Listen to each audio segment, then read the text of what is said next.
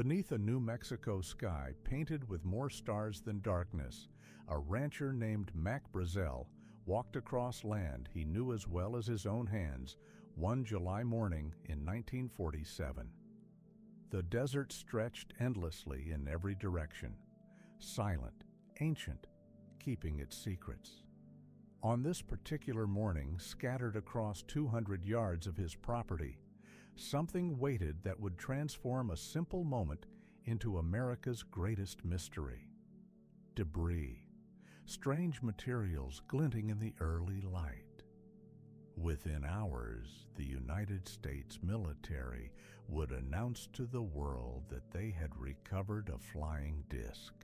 Then just as quickly, they would take it back. Feel your worries fade away as we explore this tale. Night is about the comfort of mystery itself, the soothing embrace of not quite knowing, of questions that ease rather than trouble the mind. Pull your blankets close, adjust your pillow. Let your breathing slow and deepen.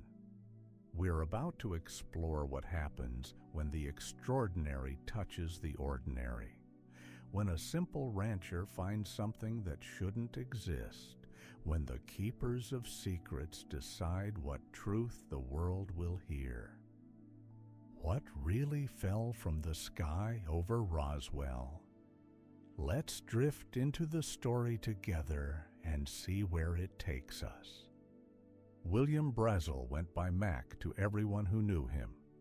The Foster Ranch was his workplace, about 75 miles north of Roswell, out near the even smaller town of Corona.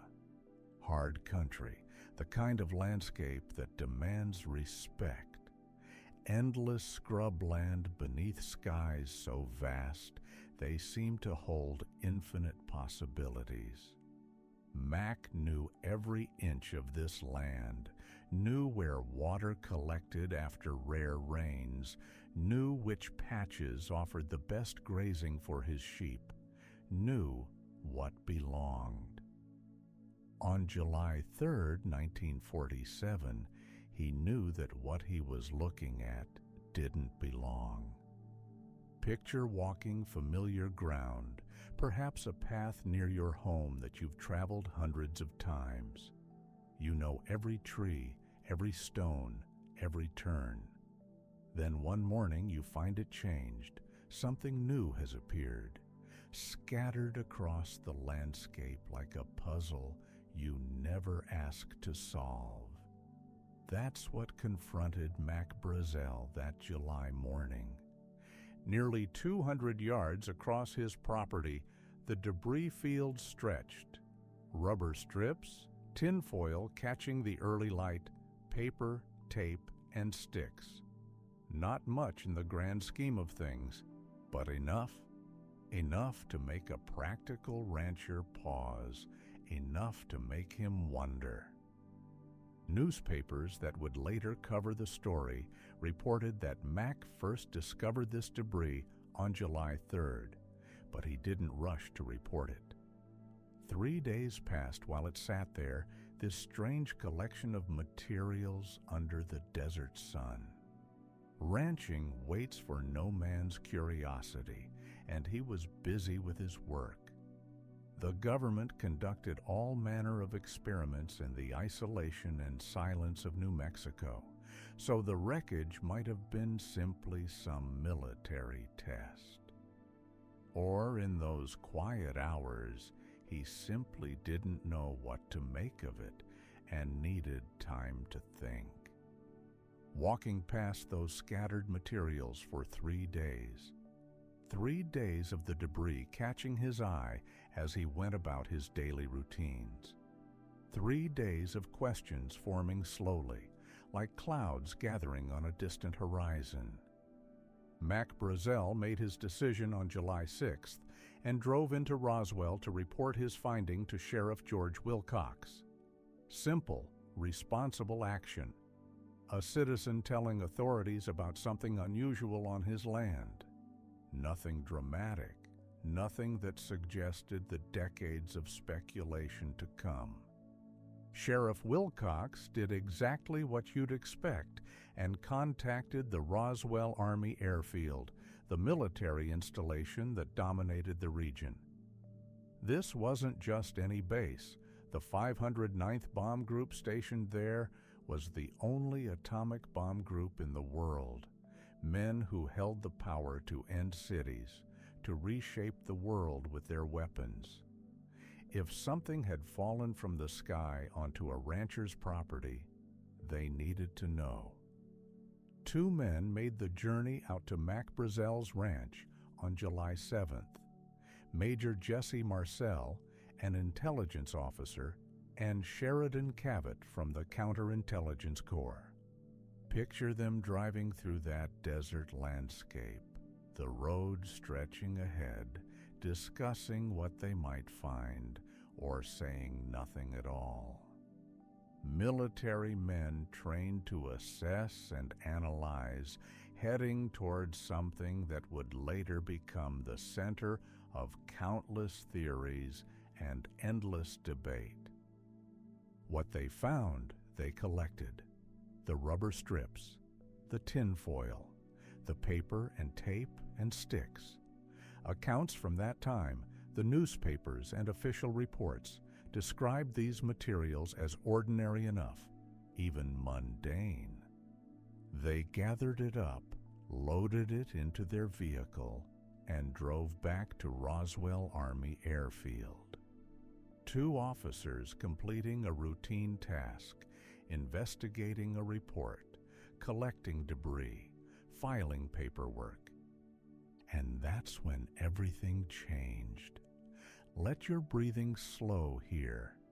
Feel the calm before the storm, that moment when the ordinary is about to become extraordinary. There's a comfort in knowing what comes next, in following a story whose shape we can sense, even if its details surprise us. Lieutenant Walter Howat sat down to write a press release on July 8, 1947. Public Information Officer at Roswell Army Airfield, the man responsible for communicating with the media, for crafting the base's public messages. This wasn't his first press release, and it wouldn't be his last, but it would be the one the world remembered. Colonel William Blanchard authorized the release. Not a junior officer making an unauthorized statement, not someone acting on impulse or confusion. Colonel Blanchard commanded the only atomic bomb group in the world, a man of responsibility, of careful judgment, of measured words. The words he authorized were extraordinary. Let me read them to you, these words that traveled across the wires and into newspapers around the world. The many rumors regarding the flying disc became a reality yesterday when the intelligence office of the 509th Bomb Group of the 8th Air Force, Roswell Army Airfield, was fortunate enough to gain possession of a disc. A flying disc. The military announced they had recovered a flying disc, these guardians of America's most sensitive secrets, these men who understood the weight and consequence of every public statement. Close your eyes and picture that moment. July 1947. The world is still recovering from the devastation of the Second World War. The atomic age has just begun. Tensions with the Soviet Union are rising. And suddenly the United States military announces they've found something from the skies, something that flies, something disc-shaped, something that by implication isn't theirs. News traveled like wildfire across a dry landscape. Wire services picked it up immediately. Newspapers from coast to coast ran headlines. For one brief electric moment, it seemed that humanity's greatest question had been answered. We were not alone. Something had visited us from beyond. The government had proof. That moment, that extraordinary world-shifting moment, lasted less than a day. Feel the tension building, but gently, like watching storm clouds gather slowly across a summer sky. Anticipation here, but soft, soothing, the kind of tension that helps us relax deeper into our pillows rather than sitting upright with alarm. Brigadier General Roger Ramey called a press conference in Fort Worth, Texas on July 9th. Commander of the 8th Air Force, a man of authority and experience. He had something to show the gathered reporters. There, laid out for the cameras and the curious eyes of the press, was the debris collected from Mac Brazel's ranch, the materials that had sparked such extraordinary claims. In the light of that press conference, they looked ordinary. General Ramey's explanation was clear and confident. This was not a flying disc.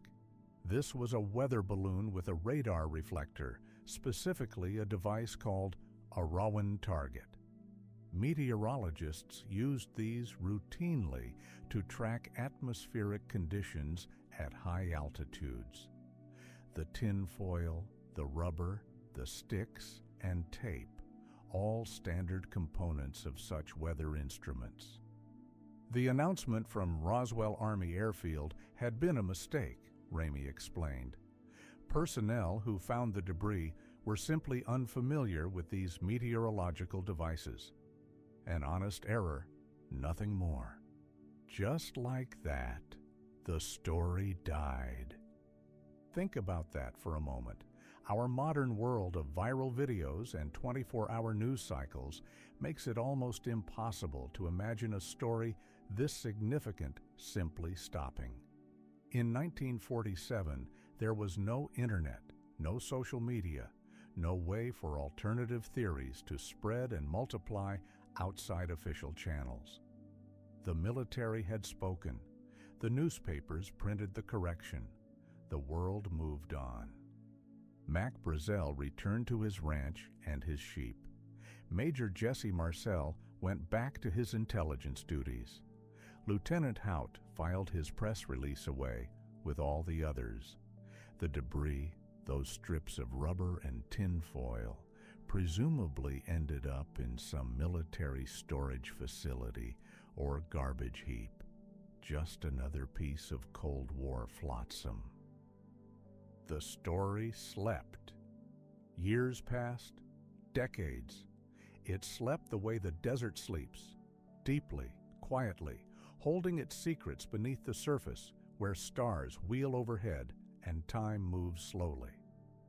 The 1950s came and went.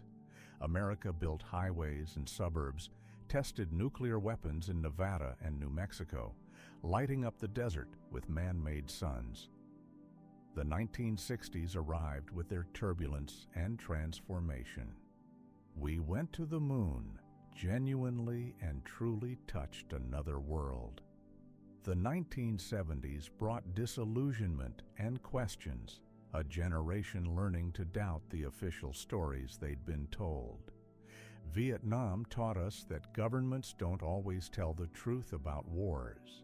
Watergate taught us that the highest offices could hide the deepest corruption. Trust in authority eroded like sandstone under persistent wind. In this atmosphere of skepticism and doubt, an old story found new life. Let yourself sink deeper now. The night is long, and we have layers upon layers still to explore. Sometimes the most interesting mysteries aren't about what happened, but about why we remember things the way we do. A nuclear physicist named Stanton Friedman was traveling the country in the late 1970s, giving lectures about unidentified flying objects. A passion that ran alongside his scientific career, the possibility of extraterrestrial intelligence, of visitors from distant stars. Someone approached him after one such lecture with a tip. "You should talk to Jesse Marcel," they said. "He was there at Roswell. He collected the debris. He knows what really happened." Friedman found Marcel.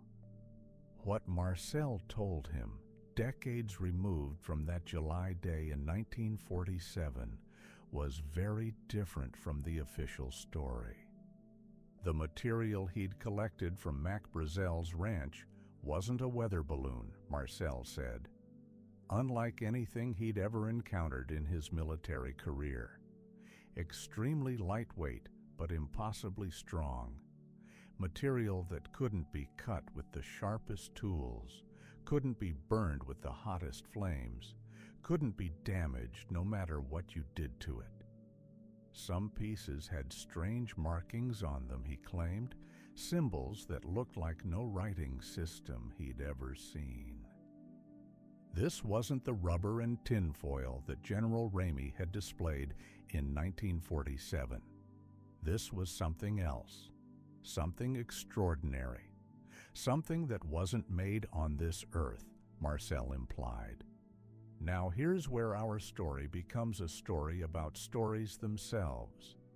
We have two very different accounts from the same man, separated by 30 years.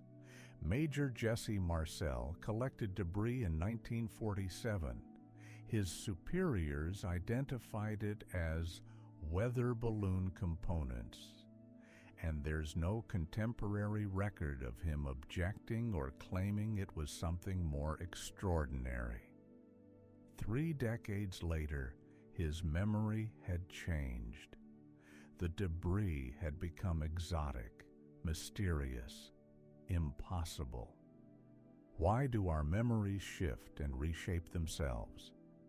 One of the deep mysteries of human consciousness. Sometimes we genuinely remember things differently as years pass.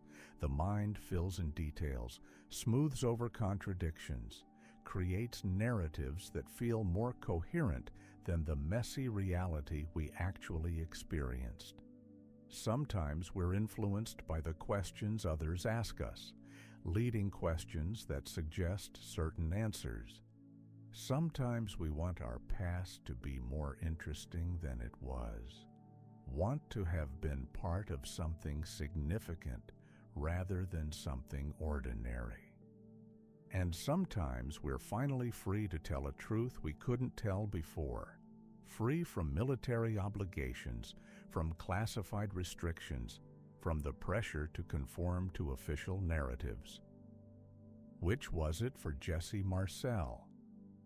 We can't know with certainty, but his testimony given in those late 1970s interviews became the spark that reignited Roswell. Charles Berlitz and William Moore published a book titled The Roswell Incident in 1980. It brought the story to a mass audience, weaving together Marcel's testimony with accounts from other witnesses who had come forward or been tracked down. Some claimed first-hand knowledge. They'd seen the debris, touched the materials, witnessed the military recovery operation. Others offered second-hand information. They knew someone who knew something, heard stories from relatives or friends who'd been involved. The story grew like a plant, finding water after drought. New details emerged. New witnesses came forward. Glenn Dennis, a mortician, claimed that military personnel had contacted him asking about child-sized coffins and preservation techniques. A nurse at the base had told him about alien autopsies, he said, about bodies recovered from the crash site, small beings with large heads, not human, not anything from Earth. This nurse was never identified. Her name was never confirmed. Dennis's story contained inconsistencies that skeptics would later point out. Still, the image took hold. Not just crashed material, but crashed beings. visitors who hadn't survived their journey across the stars. More witnesses emerged over the years, hundreds eventually. Some described seeing the debris field themselves, the strange materials scattered across the desert. Others claimed they'd been threatened by military personnel, told to keep silent about what they'd seen, warned of consequences if they spoke. Some talked of multiple crash sites, of elaborate cover-up operations, of technology beyond human understanding being transported to secret facilities. The narrative evolved from a simple, mistaken identification of a weather balloon into one of the most elaborate alleged conspiracies in American history. Roswell, New Mexico, that small, quiet desert town, became synonymous with UFOs, with government secrets, with the tantalizing possibility that we're not alone and that our authorities know it but won't tell us. Feel the layers accumulating, one atop another, like sedimentary rock forming over millennia, each stratum telling a different story. Truth and memory and speculation and hope all compressed together until you can't quite see where one ends and another begins. Relax into this complexity. Mystery doesn't always need resolution to be comforting. The government wasn't finished with Roswell either. Roswell had become a cultural phenomenon by the 1990s. Books, television shows, movies, all drawing on the basic narrative of the crashed disk and the covered-up truth. Pressure grew for a more thorough official accounting. Congressman Stephen Schiff of New Mexico requested information from the Department of Defense. The General Accounting Office launched an inquiry into what had really happened back in 1947. The Air Force released a comprehensive report in 1994 called The Roswell Report: Fact versus Fiction in the New Mexico Desert. This report offered a new explanation, one that superseded the simple weather balloon story. The debris that Mac Brazel found, the materials that Major Marcel collected, came from something called Project Mogul. Even the name sounds mysterious, like something from a Cold War thriller. But it was real, it was secret, and it helps us understand the confusion that surrounded Roswell in those early days. America's greatest fear in 1947 was Soviet nuclear capability. If the Soviets developed atomic weapons, and intelligence suggested they would soon, could we detect their tests? Could we monitor their progress? Project Mogul was designed to answer those questions. The project used trains of high-altitude balloons, not simple weather balloons, but elaborate arrays carrying sensitive acoustic equipment to listen for the telltale signatures of nuclear explosions. These balloon trains could drift for hundreds of miles in the stratospheric winds, their instruments listening for sounds that might travel thousands of miles through the upper atmosphere. The project was classified at a high level. Most military personnel, even at sensitive installations like Roswell Army Airfield, wouldn't have known about it. Major Marcel might genuinely not have recognized what it was when he collected debris from Mac Brazel's ranch. Colonel Blanchard might have been just as confused, just as uncertain about what had been found when he authorized the flying disc press release. Flight number 4 of Project Mogul launched on June 4, 1947, according to the Air Force report, and was never recovered. Its projected trajectory placed it directly over the area where Mac Brazel found his debris field. The materials matched perfectly. The tin foil for radar reflectors, the rubber from balloon envelopes, the sticks and tape from the framework that held the instruments. The weather balloon explanation from 1947 wasn't quite right, the report acknowledged, but it was close enough. Both involved balloons. Both involved radar reflectors. The error was understandable, a simplified public explanation for something that was actually classified. The rapid correction made sense because revealing Project Mogul's true purpose would have compromised a sensitive intelligence program designed to spy on Soviet nuclear development. A neat explanation, tidy. It accounted for the initial confusion, the secrecy, the unusual nature of some of the materials Mac Brazel described. The report was thorough, hundreds of pages of analysis and documentation. What about the bodies, though? What about Glenn Dennis's claims of alien autopsies, the stories of small beings recovered from the crash site? The Air Force addressed those claims 3 years later. Let yourself drift here. Feel how explanations can be both satisfying and insufficient, how official accounts can answer questions while raising new ones. No need to decide anything. Just observe, like watching clouds pass overhead.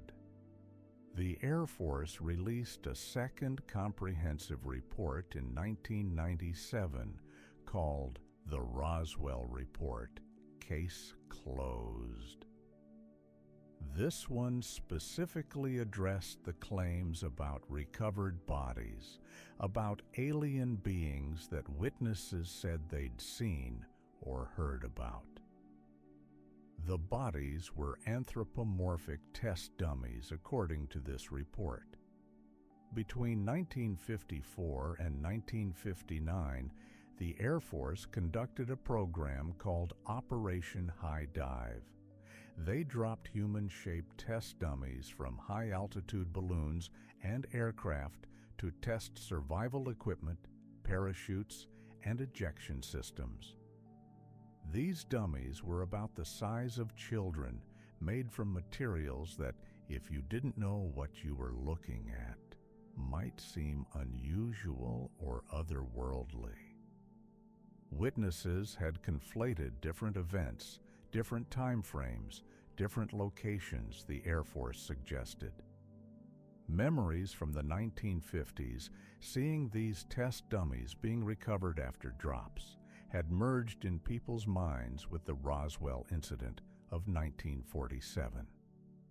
Given that most witnesses came forward in the 1980s, 3 to 4 decades after the events, such memory confusion was plausible.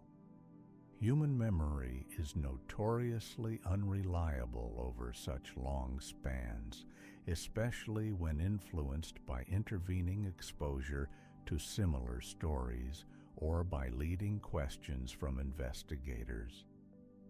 Here was the complete official narrative at last. Project Mogul explained the debris from 1947. Test dummies from the 1950s explained the alien body claims. The passage of time and the malleability of memory explained the discrepancies between contemporary accounts and later testimonies. Mystery solved. Case closed. The title of the report made that clear. Except the explanation itself contained a puzzle. Let your mind settle gently on these puzzles, the way morning mist settles on a still lake. No urgency here, no need to solve anything tonight. Just quiet contemplation.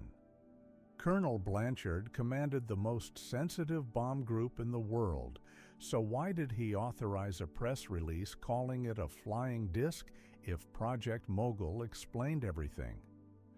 Even if he didn't know about Project Mogul specifically, surely he and his intelligence officers could recognize balloon debris. These were men trained in identification, in assessment, in careful analysis. A flying disc isn't a casual phrase. It suggests something specific, something extraordinary. What about Jesse Marcel's testimony? He collected debris in 1947. Decades later, in the 1970s and 1980s, he described materials with properties that sounded like science fiction, impossibly strong, marked with unknown symbols, unlike anything in his experience. Was he misremembering, embellishing, influenced by decades of UFO speculation? Or had there been pressure in 1947 to downplay what he'd really found, to conform to whatever official story his superiors decided to tell? The test dummy explanation raises its own questions. Those operations occurred between 1954 and 1959, 7 to 12 years after Roswell. Is it reasonable to think witnesses confused events separated by nearly a decade? That they misremembered not just details, but entire time frames? These questions don't have simple answers. The skeptics have their responses ready. Memory is fallible, especially over decades. People want to be part of something important, something historic. Financial incentives existed for witnesses who could tell dramatic stories, books to be written, speaking fees to be earned, attention to be gained. Roswell became an industry, and industries need fuel to sustain them. Believers have their responses too. The official explanations changed, first weather balloon, then Project Mogul, then test dummies for the body claims. Each revision suggests uncertainty at best, misdirection at worst, they argue. The number of witnesses was extraordinary, hundreds of people claiming knowledge or involvement. Could all of them be mistaken, lying, or confused? What about the witnesses who described being threatened, told their lives would be ruined if they spoke? Would the military really threaten civilians over balloon debris? We're left with layers. Mac Brazel's original description: rubber strips, tinfoil, paper, tape, sticks, matches, Project Mogul materials, perfectly. The contemporary newspaper accounts from July 1947 support the mundane explanation. The later accounts from Marcel and others paint a picture of something far stranger, far more significant. Which layer do you trust? Which story feels true? That might not be the right question. The better question is, what does Roswell teach us about truth itself, about how we construct meaning from ambiguous events, about what we need to believe? Breathe deeply now. Let these questions float through your consciousness without grasping at them. In mystery, there is peace. In not knowing, there is rest. What's undeniable, what no one can argue with, is what Roswell became. Not just an incident, but an icon. Not just a story, but a symbol. Roswell transformed. The small New Mexico town found new identity in its most famous mystery. The International UFO Museum and Research Center opened in 1991, becoming one of the area's primary tourist attractions. Thousands of people visit every year, drawn by curiosity, by belief, by the simple human desire to stand where something extraordinary might have happened. An annual UFO festival brings together believers and skeptics, families and researchers, everyone united by fascination with the question, what if? The economic impact is real and measurable. Hotels, restaurants, gift shops all benefit from the endless interest in those July days in 1947. Roswell found prosperity in mystery. Beyond economics and tourism, though, Roswell gave us something cultural. It became shorthand for government conspiracy, for hidden truth, for the possibility that authorities know more than they tell us. When we say something is another Roswell, we don't just mean a UFO incident. We mean something covered up, something denied, something that might be revealed if we could just peek behind the official curtain. The incident influenced generations of fiction, television shows, films, novels, countless stories drawing on Roswell's template. The government knows about alien life, but keeps it secret. The truth is out there, but hidden. We are not alone, but we're not allowed to know for certain. Whether Roswell was truly extraordinary or perfectly mundane might be beside the point. Its cultural impact is undeniable. It changed how we think about disclosure, about trust, about the relationship between citizens and the institutions that govern them. The scientific community, for what it's worth, largely accepts the Project Mogul explanation. No peer-reviewed studies support an extraterrestrial origin for the Roswell debris. No physical evidence has ever been produced that could be independently tested and analyzed. The photographs from General Ramey's 1947 press conference show materials that look exactly like balloon and radar reflector components. Absence of evidence isn't always persuasive, though, especially in matters of alleged cover-ups.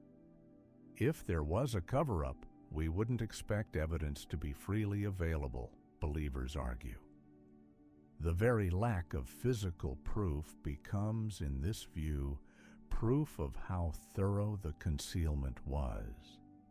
Circular reasoning, certainly, but also emotionally resonant in ways that pure skepticism isn't. Skepticism asks us to accept that sometimes mistakes happen, memories fail, and the truth is ordinary. Mystery invites us to wonder, to imagine, to feel connected to something grand and hidden. Both positions offer something. One offers the comfort of rational explanation. The other offers the comfort of infinite possibility. Which comfort do you prefer? Which helps you rest easier? The United States government has become more open about unidentified aerial phenomena in recent years. Military pilots have reported encounters with objects displaying flight characteristics beyond current technology. Government reports have acknowledged these encounters as real, as worthy of serious investigation and study. These recent disclosures haven't circled back to Roswell, though. The incident that once seemed like it might be the smoking gun of extraterrestrial contact has been conspicuously absent from this new wave of official acknowledgement. The Project Mogul explanation really is the truth, a classified balloon project misidentified by personnel unfamiliar with it, leading to confusion that decades of speculation couldn't quite overcome. Or whatever happened at Roswell remains, even now, too sensitive to discuss openly. We don't know. As you drift deeper into relaxation, into the edge of sleep, you can find peace in that not knowing. Many places where mysteries allegedly occurred have taught me something through my travels. I've walked through archives filled with contradictory documents. I've spoken with people who believe they witnessed the impossible. What I carry with me through all these investigations is that truth is often layered, complex, resistant to simple narratives.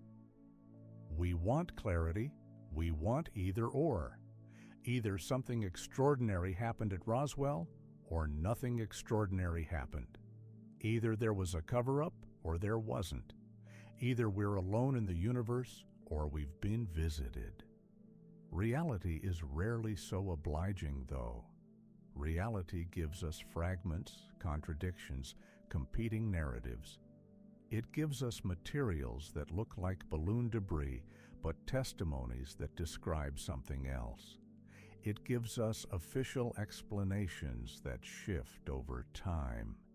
It gives us witnesses who remember differently decades later than they reported immediately. Did something extraordinary crash near Roswell in July 1947? The verifiable facts suggest no.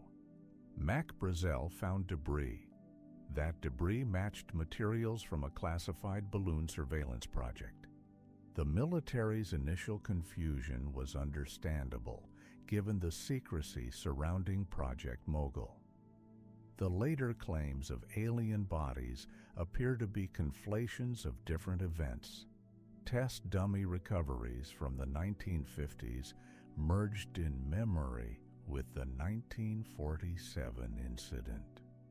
Did something culturally significant happen at Roswell?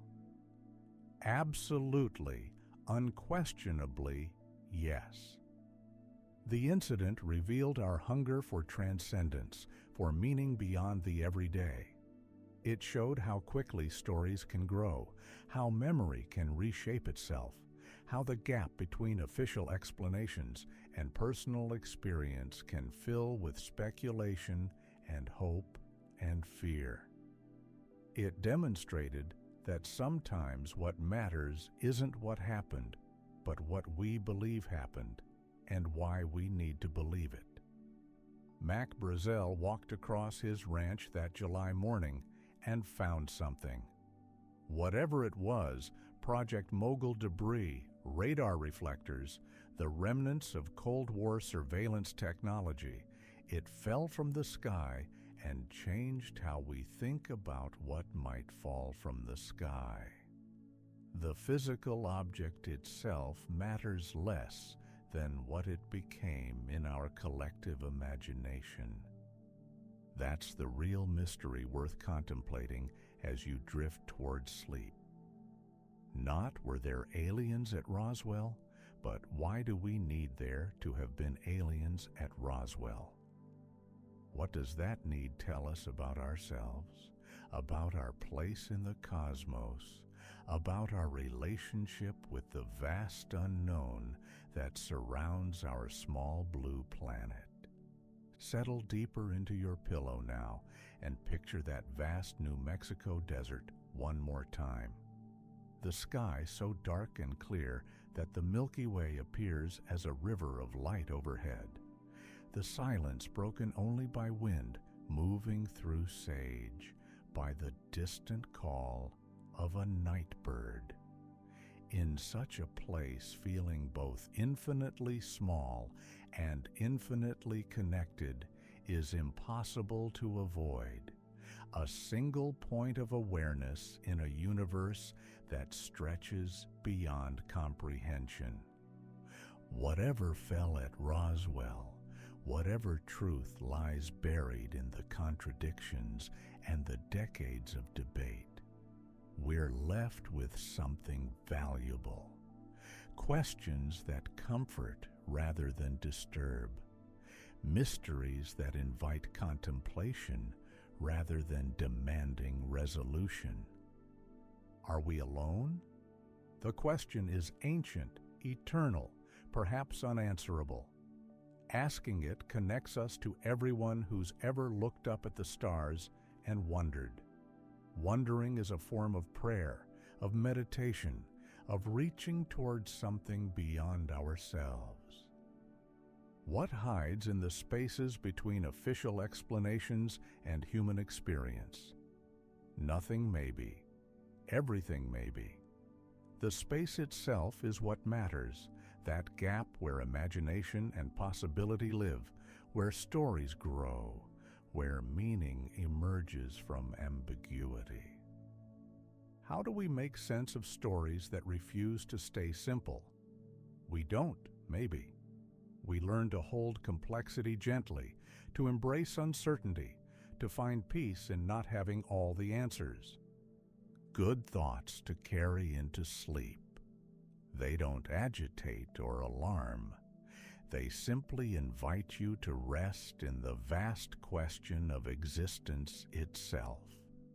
The Roswell incident, whatever its truth, reminds us that mystery has value, that the search for understanding, even when understanding remains elusive, connects us to something larger than ourselves.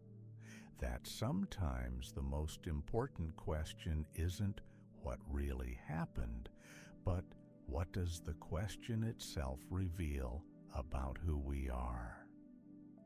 Rest now, friends. Let the New Mexico desert fade from your mind. Let the debris fields and press releases and conflicting testimonies dissolve into the darkness behind your closed eyes. The story is complete. The questions remain, but they're friendly questions now, companions rather than challenges, invitations to wonder rather than demands for proof. Whether flying saucers ever crash to Earth or not, the stars remain. They've watched over us for all of human history, and they'll continue watching long after we're gone. There's comfort in that vastness, in that continuity. We're part of something ancient and ongoing, something that transcends any single incident or any single answer. Sleep well, knowing you're connected to everyone who's ever wondered about the sky. Every culture, every civilization, every person who's paused in their daily life to look up and ask, what else is out there? The truth might be out there, as they say, but the truth is also in here, in our capacity for wonder, for curiosity, for believing that we might be part of something extraordinary, even in our most ordinary moments. This is Elias Whitaker, grateful you've joined me on this journey through shadows and starlight. Until we meet again in another story, may your rest be deep, your dreams be gentle, and your sense of wonder remain alive. The universe keeps its secrets, but it offers us the gift of mystery. Tonight, that's enough. Rest well, travelers. The night is yours. Fade to music for deep sleep